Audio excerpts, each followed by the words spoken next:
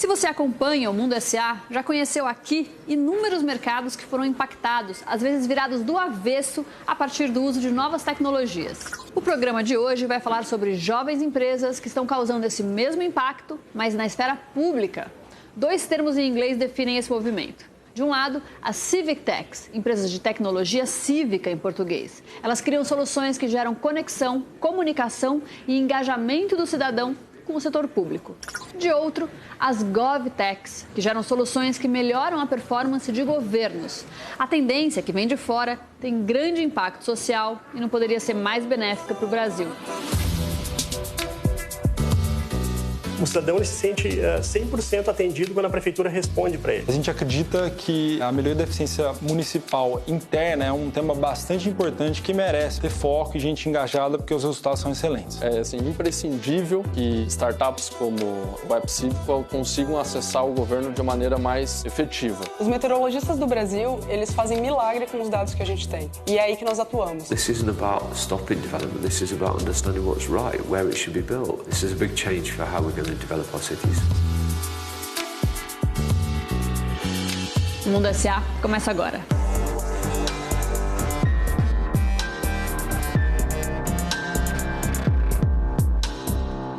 Antes da gente conhecer algumas das empresas que estão atuando na área, vamos entender melhor como é que funciona essa parceria público-privada?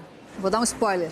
Ela pode causar uma redução de até 97% nos custos públicos.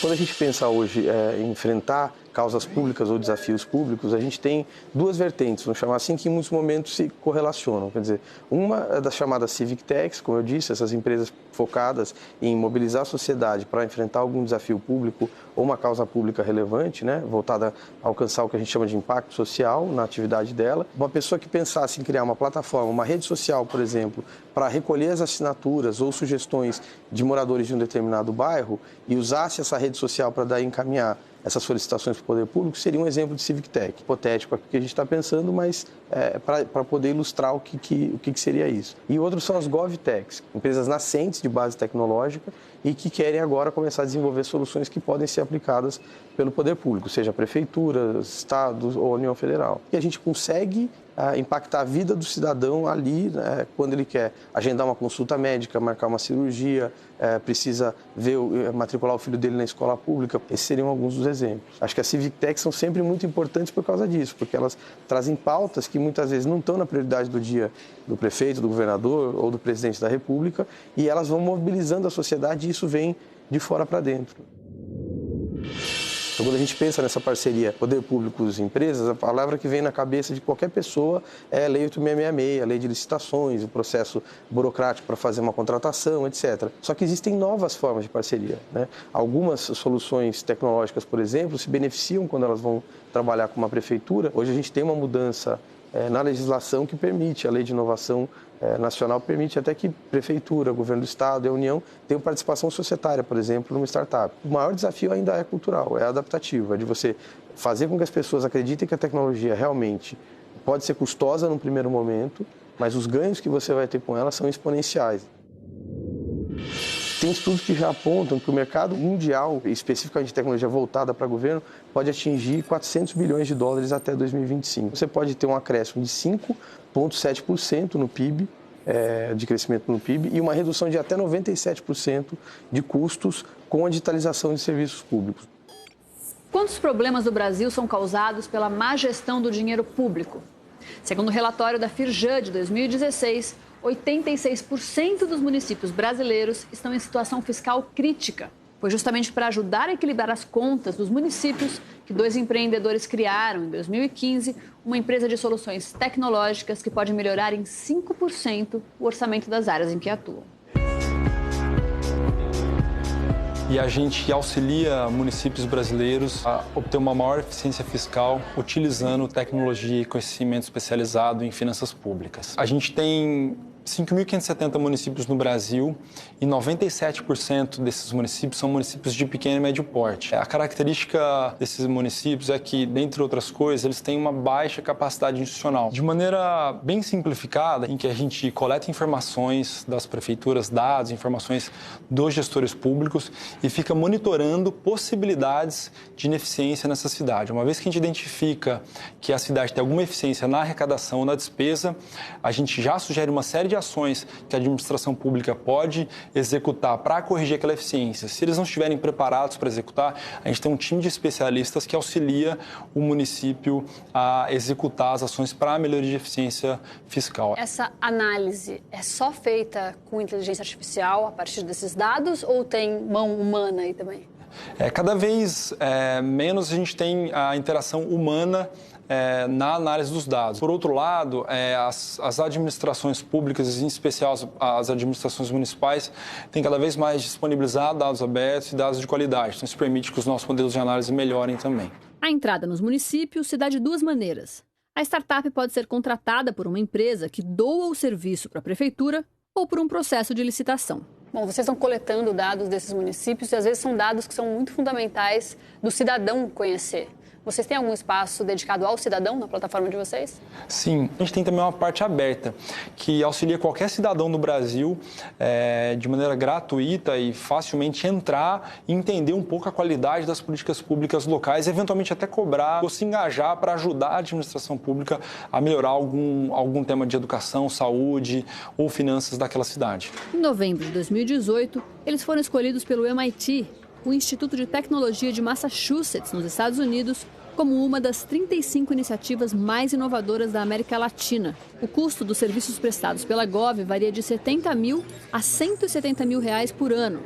Eles já estão em 106 municípios, a grande maioria de até 300 mil habitantes. Rodolfo, tem muitas civitechs que trabalham com empresas privadas e para governos. Vocês atuam só com os governos. Como é que é essa experiência? A gente acredita que a melhoria da eficiência municipal interna é um tema bastante importante que merece, mesmo num negócio ultra complexo, ter foco e gente engajada, porque os resultados são excelentes. Uma característica forte, infelizmente, no Brasil, na política, é a corrupção. E vocês basicamente mapeiam todas as finanças daquele município. O que acontece quando vocês identificam algum movimento que parece ser corruptivo? É importante mencionar que a gente não é uma empresa de auditoria, a gente é uma empresa que auxilia municípios a serem mais eficientes. Esse é um tema bastante nebuloso e a gente tem por objetivo somente indicar potenciais problemas e o município, por si só, vai fazer o seu julgamento e entender qual é o melhor caminho para seguir a partir dessa nossa sugestão. Alguma vez você já quis avisar a prefeitura sobre uma rua mal sinalizada, um semáforo quebrado ou algum problema na sua cidade e desistiu por causa do difícil acesso ao poder público? Ou até mesmo pela burocracia? Uma startup de Novo Hamburgo criou um aplicativo para facilitar essa comunicação. A Daniela Gemignani foi até lá conhecer a empresa.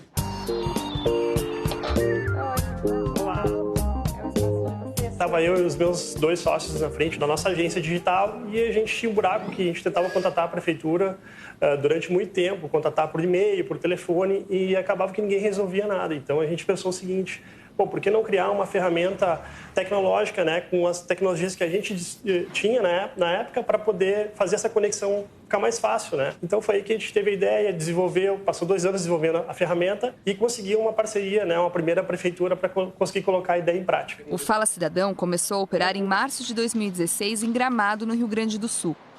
Como os sócios já tinham a estrutura da agência digital, o único investimento foi o trabalho extra para tirar a ideia do papel e criar a nova empresa. Na prática, como funciona o aplicativo? O cidadão está na rua, né? Ele vê algum tipo de ocorrência, uma situação, um buraco em via, uma lâmpada queimada, e ele tira uma foto, ele pega a geolocalização dessa ocorrência, isso cai direto na prefeitura, né? A gente disponibiliza para a prefeitura um painel onde ela mesma administra todas essas ocorrências, manda a equipe para resolver o problema, né, do cidadão. Após a solução ou o andamento, o cidadão recebe diretamente no aplicativo todas as informações do que a prefeitura está fazendo. Vocês têm uma média métrica do retorno da prefeitura para as demandas do cidadão? Sim, a gente tem uma porcentagem de todas as cidades que a gente consegue acompanhar e é muito boa. A gente tem mais ou menos 88% de todas as reclamações são atendidas. Para o cidadão comum, isso tem algum custo, não? Não. O cidadão comum, ele baixa gratuitamente a ferramenta no seu celular, tanto para Android como para iOS. A gente não tem custo nenhum para o cidadão. A receita do aplicativo vem dos contratos com as prefeituras. São assinaturas anuais que variam entre 7 e 150 mil reais, dependendo do número de habitantes. Está incluso no pacote o painel de gerenciamento, treinamentos e consultorias de gestão. Como funciona o contrato com as prefeituras? Precisa de algum tipo de licitação? Existe um valor, que se não me engano agora até 17.600, que a prefeitura pode realizar a contratação da nossa ferramenta, né? Sem licitação, e a partir dali a gente é obrigado a participar de licitações. O aplicativo já está em 40 cidades de 6 estados brasileiros. Até o fim do ano, a startup quer chegar a 100 prefeituras. Qual foi o faturamento e o crescimento da empresa em 2018? A gente teve um crescimento bem legal de mais ou menos 30%, tá? O faturamento de 2018 girou em torno de 240 mil. Quais são as dificuldades de empreender, de ter um negócio e trabalhar com o setor público? A gente entende que as pessoas não podem só botar a culpa na prefeitura, a prefeitura não faz nada. Não, todo mundo pode ajudar um pouco a prefeitura e ajudar a mapear os problemas da cidade e chegar a isso já mastigado. Então a gente está ali para isso, né? Realmente empoderar o cidadão e entregar realmente mais conexão entre os entes públicos, né, e o cidadão. Muitas startups que querem atuar como Civic Techs conhecem a área em que vão trabalhar, mas têm pouco conhecimento tecnológico. Uma empresa de produção de plataformas digitais de São Paulo se especializou em desenvolver novas tecnologias para essas novas empresas. Essa plataforma é um dos projetos da empresa. Ela serve para que um candidato receba doações em dinheiro e preste contas ao seu eleitor. A ideia é digitalizar campanhas eleitorais, escalar projetos políticos e facilitar a prestação de contas da gestão de uma campanha. Ou seja, trazer transparência a todo esse processo. Ela foi criada em 2016. Nessa época, o único agente que poderia fiscalizar contas de doações eleitorais era o TSE. Pela falta de transparência em tempo real. Acontecia muito que a discussão sobre as contas de campanha eram debatidas depois da eleição. Então, com essa tecnologia, toda doação é registrada em tempo real. Então, em 2016, a gente teve 130 candidatos que utilizaram. Em 2017, várias propostas desse experimento foram incorporadas à lei, a reforma eleitoral de 2017, e ano passado ele foi contemplado com o Prêmio Inovário, né, sobre uma inovação dentro do direito. Nesse outro site aqui, a população pode acessar mais de 300 dados sobre o município, como quantidade de leitos hospitalares ou ciclovias, por exemplo. E o App Cívico também presta serviços para grandes empresas e para o poder público, atuando como uma GovTech.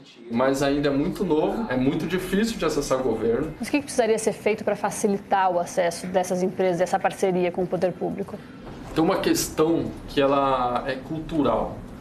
No governo, há a crença de que o governo não pode errar, não pode falhar, e isso traz a consequência de que não pode experimentar. Então essa cultura de contratação e de atuação, ela impacta muito a maneira que algumas leis operam. Por exemplo, a Lei 866 de contratação pública. Há um debate muito forte sendo feito para a que é a lei que garante a licitação, né? Exatamente. E as dificuldades, muitas vezes impostas ali, você tem que provar que você já tem experiência, você tem que provar que aquela solução funciona. Elas são importantes em grandes casos, mas é muito importante que também exista um espaço para a gente utilizar o poder do governo no sentido de contratação, de geração de impacto, para experimentação. Os números da empresa são altos para quem começou a operar em 2016. Ela foi financiada com $150 mil pelo Fundo de Inovações Cívicas para a América Latina. De lá para cá, já desenvolveu mais de 30 projetos em mais de 300 cidades. A plataforma já foi utilizada por mais de 400 lideranças políticas. Uma consultoria deles pode custar de R$30 mil a R$200 mil. E esse mercado, ele tem alguns insights assim que quando você começa a olhar são muito interessantes. O brasileiro em 2016 doou o equivalente a 13 bilhões de reais. Caramba! Acho que esse número mostra que o cidadão quer cada vez mais atuar e participar. Não tem muito como ainda, então atua doando dinheiro, mas poderia atuar de várias outras formas se essas plataformas fossem mais presentes. Exatamente, e é muito fácil de encontrar vários exemplos de atuação cívica da população na reforma de uma escola, no auxílio num hospital local. A falta da digitalização e do acesso da digitalização de prefeituras, de cidades, faz com que essas soluções fiquem muito isoladas. Então eu vejo que tem um potencial de engajamento cívico muito forte de um lado, mas o governo precisa se adaptar muito rapidamente para usar toda essa força que tem aqui na população e que a gente já vê evidências claras em diversos outros nichos, né? Agora a gente vai para um rápido intervalo, mas se você tiver comentários e sugestões, mande para a gente no falecomaglobonews.com.br ou pelo número 40022884. O custo é de uma ligação local. E na volta, você vai ver. A gente desenvolveu uma estação meteorológica de baixo custo, com tecnologia nacional, para atender todo o nosso país.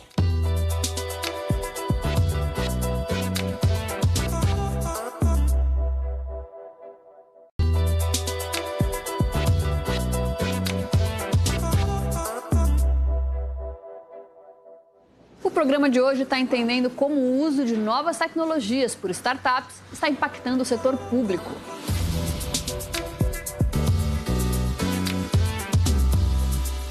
Você já se perguntou por que diabos a previsão do tempo no Brasil é tão falha?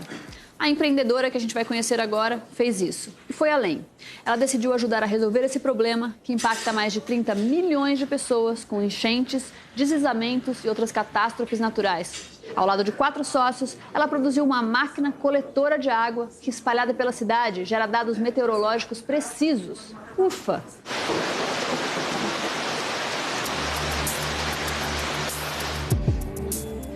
A gente desenvolveu uma estação meteorológica de baixo custo, 100% nacional, com tecnologia nacional, para atender todo o nosso país. Então, como é que funciona essa máquina, né? Nós temos aqui um funil que ele capta essa chuva e leva para esse baldinho que mede a intensidade e volume de chuva. Aqui embaixo nós temos um sensor de temperatura e de umidade. Aqui a gente tem um sensor de velocidade do vento e aqui de direção do vento. Nós instalamos essas estações meteorológicas por toda a cidade e começamos a captar esses dados localizadamente, né? Então a gente consegue entender exatamente em cada ponto, em cada bairro, como é que a chuva está se comportando. Em 2017, a startup, que foi acelerada pelo Google, recebeu um investimento de R$ 1.600.000 da Embrapa, empresa brasileira de pesquisa e inovação industrial. Implantaram o projeto piloto e instalaram 90 estações como essa no bairro da Lapa, em São Paulo, onde ficaram por 7 meses. Hoje, já são 120 estações no Brasil, 30 delas ainda em São Paulo. Agora, Mariana, por que no Brasil a nossa previsão do tempo é tão falha? Quando você pensa, por exemplo, nos Estados Unidos, eles são muito precisos. Vai chover hoje às 3h07 da tarde, né? Aqui no Brasil a gente não tem essa precisão. Qual é essa diferença? Os meteorologistas do Brasil, eles fazem milagre com os dados que a gente tem. No Brasil, nós não temos satélites proprietários, nós temos poucos radares para um país de tamanho continental e as estações de solo também não são conectadas entre si. E é aí que nós atuamos. Porque hoje o que acontece é, existe uma previsão de que vai chover 10 milímetros, mas eu não sei se choveu 10 milímetros ou não. Com essa informação eu consigo melhorar o modelo de previsão do tempo e eles vão se alimentando. Quer dizer, então, quanto mais tempo de atuação vocês tiverem, mais dados vocês coletam e aí mais precisos vocês conseguem ser. Perfeito. Melhor vai ficar a previsão do tempo com o tempo. Mariana, quem são os clientes da Pluvion? Hoje nós temos clientes nas áreas de agricultura, de logística, construção civil. Nós temos alguns clientes também em cidades e futuramente nós queremos trabalhar com seguradoras. Então a gente consegue fornecer camadas de dados para todo mundo que é impactado pela chuva. Em 2018, a Pluvion foi convidada pela ONU para integrar o United Smart Cities. Esse programa funcionará como uma plataforma que une empresas e governos com foco em apoiar projetos de cidades inteligentes. E mesmo com uma ideia capaz de melhorar tanto o dia a dia das cidades, a empresa não tem conseguido oferecer o serviço ao poder público. Geralmente, as pessoas com quem a gente conversa no poder público mostram muito interesse, mas realmente as barreiras burocráticas é que acabam impedindo um pouco desse trabalho. Vocês têm um projeto também de criar um assistente virtual. Ele chama São Pedro e a gente vai lançar ele agora para a próxima temporada de chuvas, né, em dezembro de 2019. E a ideia é que você possa perguntar para o São Pedro, leva um casaco, leva um guarda-chuva. Então ele vai ter uma linguagem natural e você vai poder conversar com ele para saber se está chovendo no seu bairro, para você se planejar melhor. A Inglaterra é um dos países mais avançados do mundo quando o assunto são Gov e Civic Techs. Lá em Londres, a Ana Carolina Abar foi conhecer uma empresa bastante promissora da área.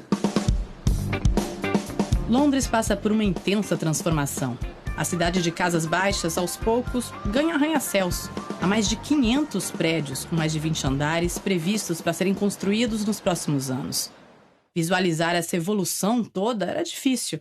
Até que em 2016, uma empresa decidiu criar um modelo da cidade inteira em 3 dimensões. Tudo interativo. Essentially what it does is it creates a highly detailed and very accurate model of a city. We have a number of cities we're working through where the user can then start to put their own data and information into it and start to assess that information. And so having the accuracy of the model means that we can get, shall we say, we can look at cities and the evolution and what change means in a way we've never been able to before.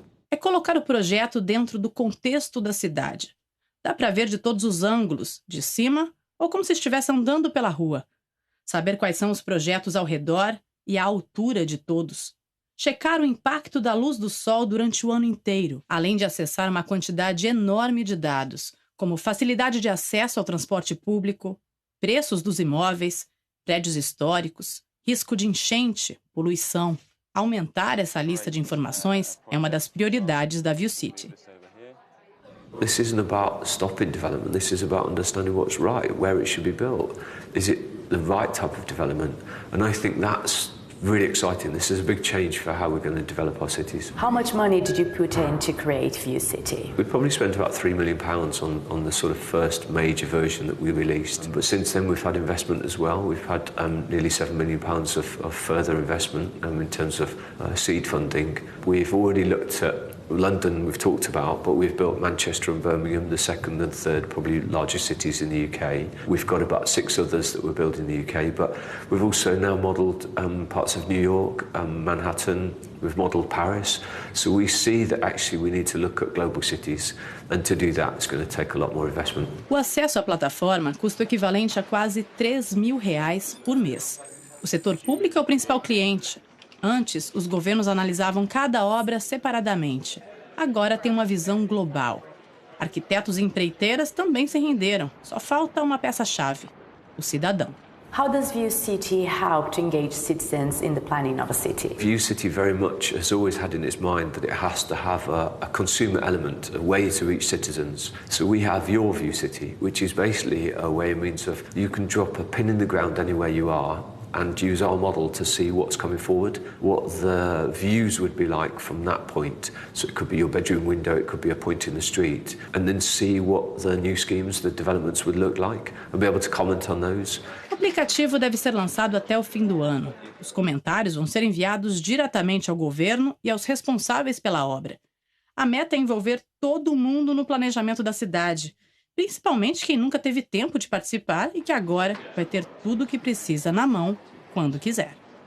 What are your plans for the future? Definitely other cities. I mean, that's huge for us, and we're looking not only Europe but America. It wouldn't be right of me to think that we can just, parachute in somewhere and understand everything already, and that we know how to deal with everything. Not at all. It's very much about listening and understanding what we're being told and what's needed, and responding to that. So Brazil, I wouldn't know where to start, but I'm sure there are lots of people that if we could bring our technology and show what we're able to do, would see that as an amazing platform and a starting point, and then we'd want to engage with them.